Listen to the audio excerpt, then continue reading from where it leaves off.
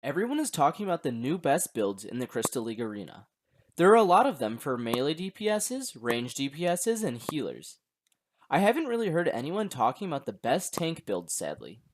That is exactly what I'm going to be covering in this video. What is the best tank build in the Crystal League arena?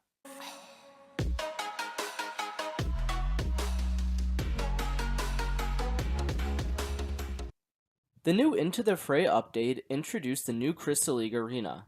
It is so much fun. I noticed a lot of times groups will come into the arena and not have a tank, or will have a tank with a very, I guess you could say, interesting build. We are going to go over a tank build that I think is broken right now and if played correctly, could change the momentum of a match. Alright, let's go ahead and get into the video. The build is going to consist of Adjudicator Helmet, Guardian Armor, Hunter Shoes, Heavy Mace, Bridgewatch Cape or Martlock Cape, Energy Potions, and Pork Omelets.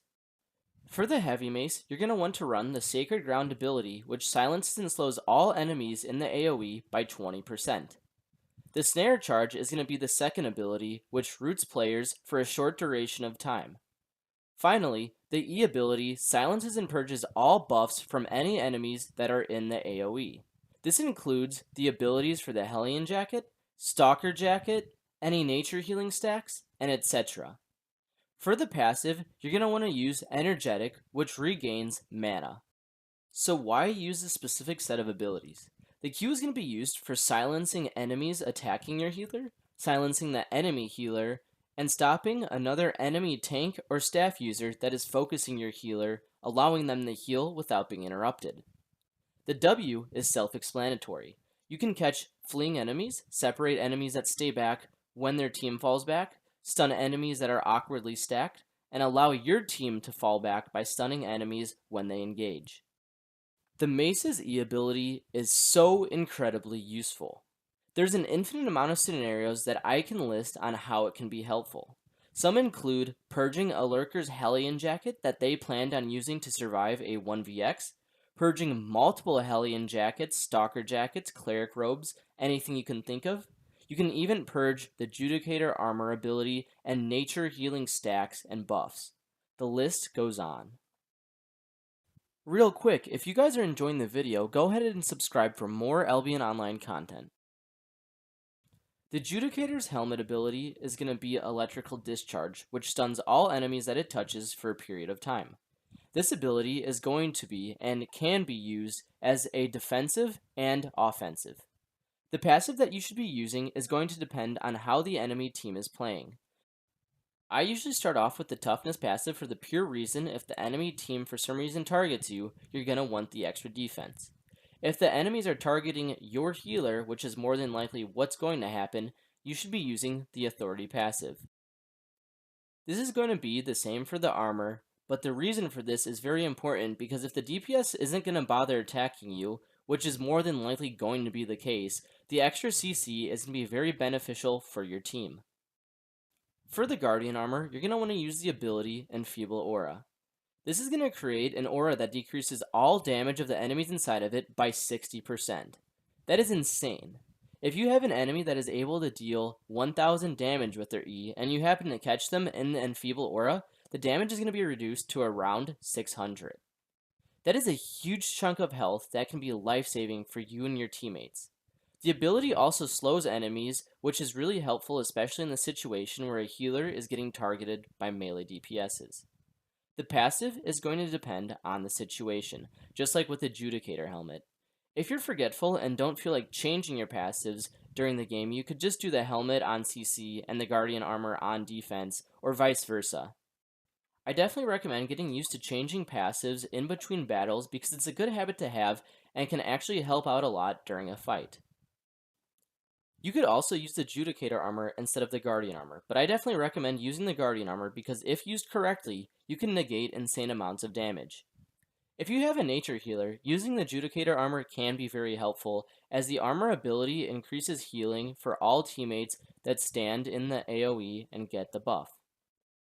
The only bad thing about this armor is that if an enemy heavy mace sees that this ability is going to be used, and all of your team is trying to step into the Judicator's armor bubble to get the buff, The heavy mace can snare everyone in the bubble and use their E, which is going to purge the buff and any nature healing on your teammates. This is why I prefer the Guardian armor, because it doesn't promote your team to kind of clump, which can get cancelled anyways. The third passive on the armor doesn't really matter as it's for mobs. Moving on to the boots. I recommend using the Hunter Shoes as it has a rush ability which increases movement speed by 120% and also increases crowd control effects by 35%. The passive that you should be using is Quick Thinker, which increases your cooldown rate. These boots are really good for getting away from very sticky situations where you're about to die, and they also can be used before using your snare charge, which is going to root whoever gets snared for a longer duration. Now this is the part that is going to be very controversial in this video. I recommend using the Bridgewatch Cape because it decreases enemies' damage by 50% and also slows enemies by 50%. The only downfall of this cape is that it is incredibly hard to use. If you're new to the game, the Martlock cape is also a very useful alternative. If you're trying to decide which cape to use, I definitely would recommend just choosing the Martlock cape, just because the Bridgewatch cape is extremely hard to use and is definitely for more experienced players. The reason why I say that is because on your first auto attack, when the capability is ready, it's going to proc. And it's basically going to drop an AoE on the ground that is not going to move at all. So it's only going to work on basically enemies that are stuck in the AoE or if they are going to be running through it. This cape can be incredibly useful as it can be used like a defensive or offensive ability. Imagine a scenario where the enemy team is charging your low HP teammates that happen to be retreating. You snare a couple of the enemies, and when that snare is about to run out, you hit them with your auto attack. This is going to proc the cape, slow the enemies down by 50%, and also negate any damage that they do. This should buy your teammates enough time to either heal back up or retreat to safety. Similarly, if you see the enemies stack on top of each other, at least a few of them, you can go ahead and snare them. Once the snare is going to run out, use your auto attack, silence them, and then also use your Judicator helmet, which is going to keep those enemies there, basically being useless, so that way your DPSs can do big damage to them. Another scenario is imagine your healer is taking damage from a bunch of melee DPSs and you have no other abilities to protect them. All you have to do is tell them to come to you, obviously assuming that you're in comms, hit one of the enemies with an auto attack, and have them kind of stay near that tornado. This is going to negate any melee DPS's damage by 50% and allow the healer to successfully heal back up. Also, I forgot to mention, when you're using your mace, you're mainly going to be using your Q ability. So you can auto attack, but if you're going to be playing with the Bridgewatch cape, you're only going to be able to auto attack after you proc the cape. And then when you don't want the cape to proc, obviously, if it's ready, don't auto attack people that you don't want it to proc on.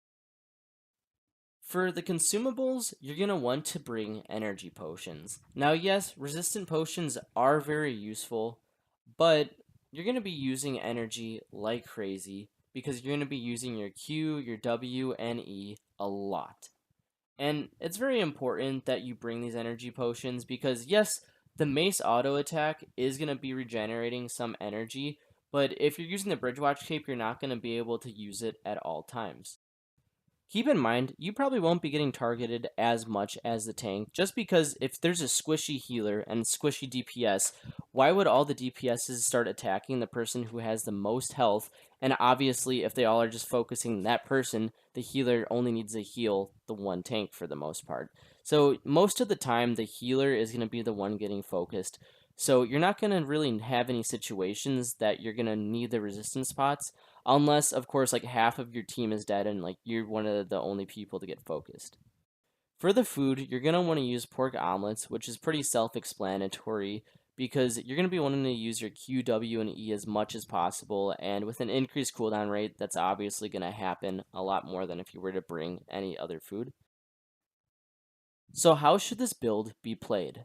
Let's talk about the general idea of what you should be doing while using this build, and also look at some clips. So generally, this build can be used offensively and defensively.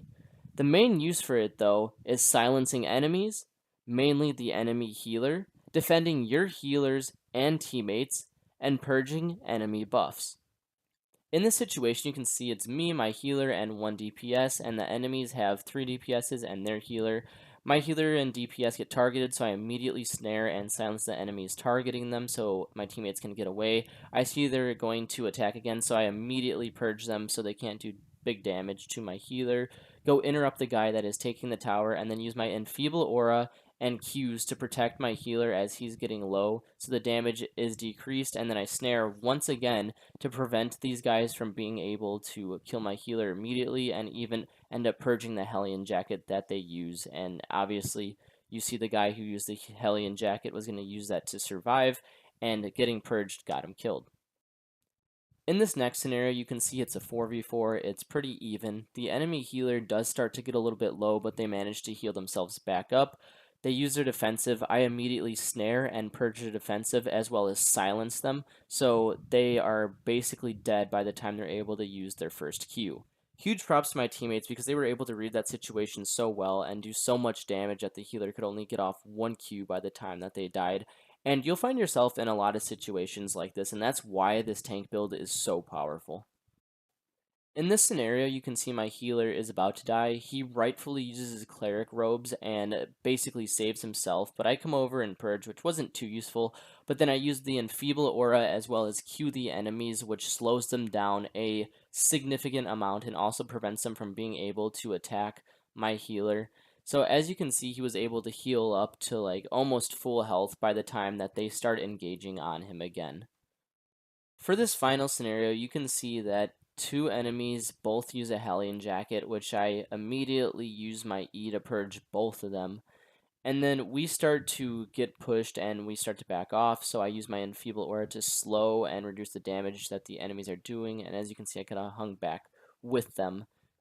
And then I stun both the enemies, purge any of their defensives, and everyone on the enemy team now is low, except obviously their fifth player, and we're able to go ahead and, I think, take care of 3 enemies in this situation. We completely turn the tides of the push. Well guys, that wraps up the video. If you enjoyed it, go ahead and hit that like button, and if you want to see more Albion online content, go ahead and subscribe. I'll catch you guys in the next video. Peace.